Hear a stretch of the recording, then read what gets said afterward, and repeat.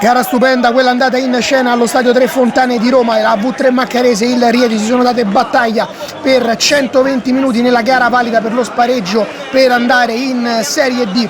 A spuntarla sono stati gli ospiti con uno straordinario 2-3. Parte meglio il Maccarese, grande occasione con Fe che mette un buon pallone in mezzo che tuttavia sfila sul fondo, non essendo stato raccolto da nessuno. 2 minuti dopo, azione in fotocopia questa volta del Rieti con Rossi e Sarrizzu nel ruolo di protagonisti.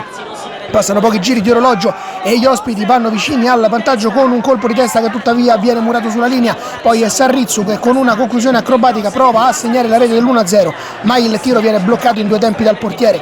Poi Damiani e Di Giovanni hanno un'occasione a testa, entrambe le conclusioni arrivano grazie a 2 cross dalla destra che tuttavia non sono stati capitalizzati al meglio. Sul prolungamento della seconda azione non riesce ad arrivare il colpo di testa vincente.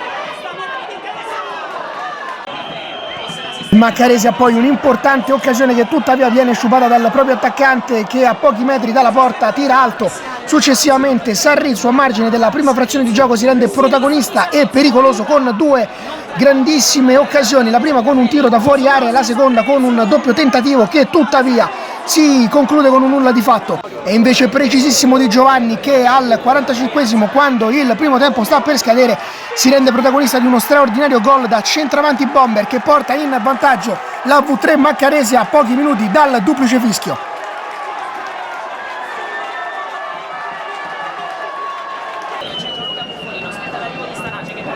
Il secondo tempo si apre con un'importante occasione di Ferrari che a pochi metri non riesce a capitalizzare un cross arrivato dalla destra con un colpo di testa. Poi Rossi si fa ipnotizzare da Oliva e non riesce a trovare il gol del pari. Anche Sarrizzu prova ad imitarlo, ma anche in questo caso il portiere del Maccarese è impeccabile. Poi Buffolino prova 2 conclusioni, la prima totalmente fuori misura e la seconda viene deviata in calcio d'angolo.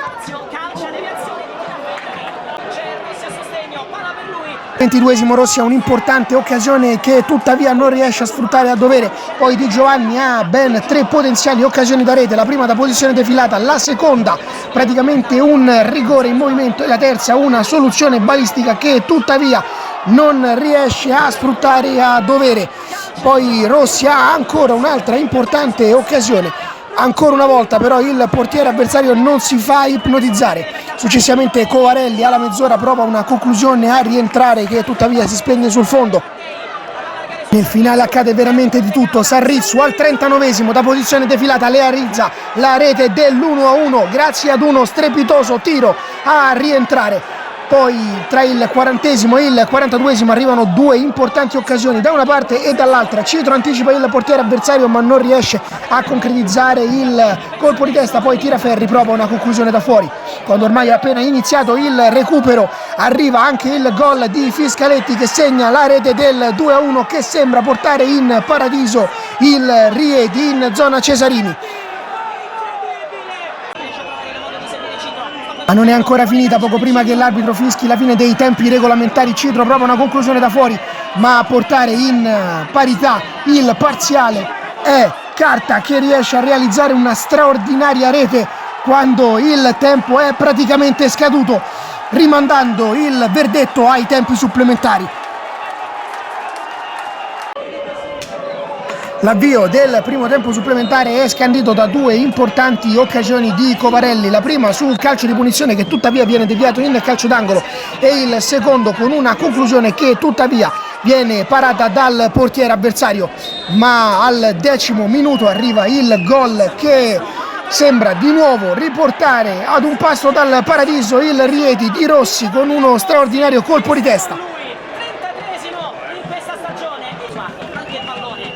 Il secondo tempo supplementare è un vero e proprio monologo da parte del Maccarese. Prima una girata di Damiani si rivela innocua, poi Ferrari a pochi metri non riesce ad anticipare il portiere avversario addirittura facendo fallo. Rossi sembra poter realizzare in contropiede e con una conclusione da fuori la rete del possibile 4-2. Poi Catese con un tiro da fuori si rende anch'esso abbastanza pericoloso.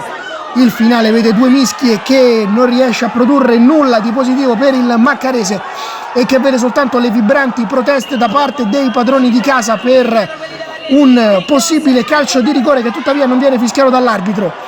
Il tiro che viene sotto misura sbagliato da parte dell'attaccante sancisce la fine del match, con il Rieti che riesce a portare a casa la sfida e a trovare la promozione diretta in Serie D.